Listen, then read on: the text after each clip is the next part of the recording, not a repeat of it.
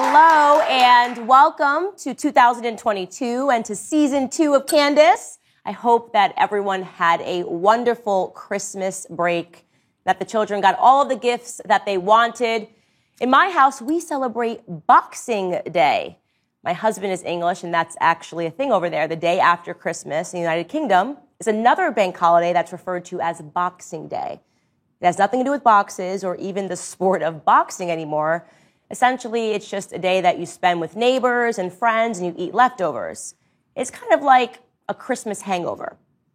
So for our Christmas hangover, we went to a friend's home and got all the kids together. And this particular friend had purchased a pair of Oculus goggles for his son. Do you guys know what I'm talking about?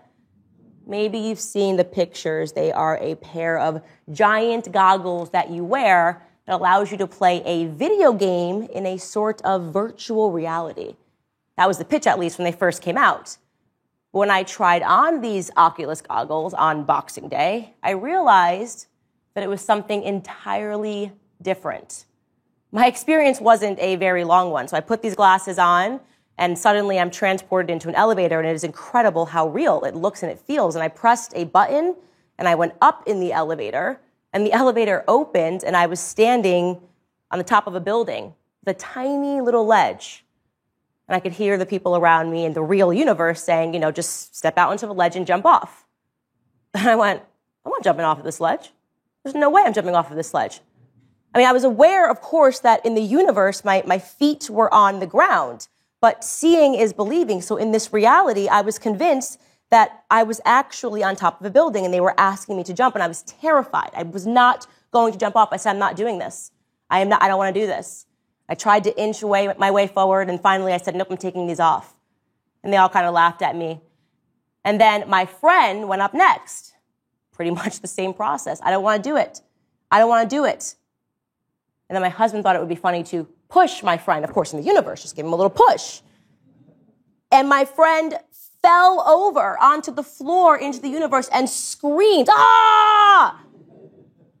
He was genuinely terrified. He took the glasses off and he said he felt like he was actually dying, actually thought that he was going to die from this little push. And I thought, wow, someone's actually going to die from a heart attack probably, right? That's how real everything becomes when you put these goggles on.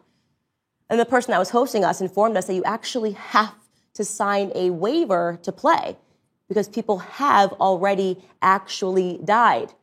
How's that for a game? Now, why am I telling you this? Because what we're talking about and what I experienced was the coming of the metaverse. You've heard about it. Facebook recently changed their name to Meta.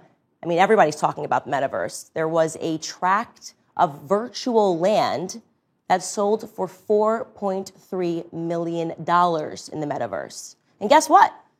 After what I just experienced, I can tell you that was actually a good investment. Snoop Dogg, the rapper, has a $17 million NFT collection. That's a virtual art collection. What do you do with virtual art? You're probably asking yourselves, well, you put it in a virtual world, in your virtual house, on a virtual plot of land. The second reason, the more important reason I'm telling you this, is because it scared me. It scared me because I felt in my gut that I had stumbled upon a missing piece of this authoritarian puzzle.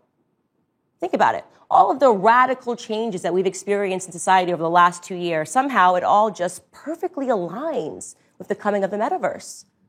Social distancing, people afraid, genuinely afraid to see one another's faces.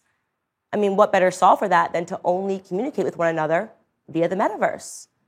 Just throw on a pair of goggles and meet up virtually. Come to my house in the virtual world. The never-before-seen national shutdown of schools to combat COVID. Virtual learning established to combat a virus that has an approximate 0% chance of harming any child. Children made to exist behind masks anyway. Well, what better priming could there have been for a meta existence? Soon, children are going to be told to stay home, put on their goggles, and to go to class. And they'll be convinced, by the way, that they are actually in a classroom sitting next to their peers, because that's how real it feels behind those goggles.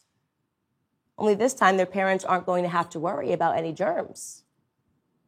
There'll be no need for parents to physically go into work anymore either. Just throw on a pair of goggles and be immediately transported into your office. Isolation and more technology. What we're talking about, what I'm trying to communicate to you, is that we are on the brink of transhumanism. Human beings are becoming the computers.